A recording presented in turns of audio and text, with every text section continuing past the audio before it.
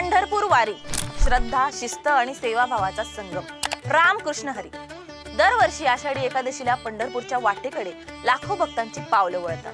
डोईवर टोपली, हातात टाळ मृदुंग आणि ओठावर फक्त एकच गजर, रामकृष्ण हरी.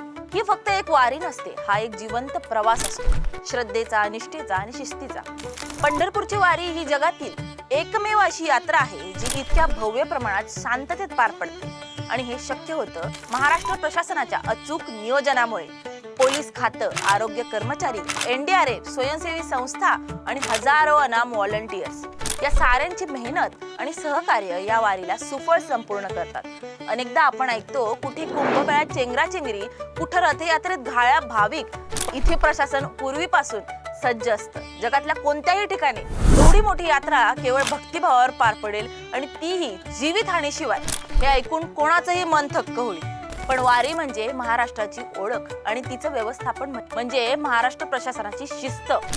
सहयोग असतो केवळ सरकारचा नाही तर सामान्य माणसाचाही. एक कार्यकर्ता थांबून पाणी वाटतो, दुसरा रस्ता दाखवतो, एखादी संस्था वैद्यकीय मदतीचं बूथ उभारते, तर कोणी आपल्या खांद्यावर वारकऱ्याची पिशवी वाहतो.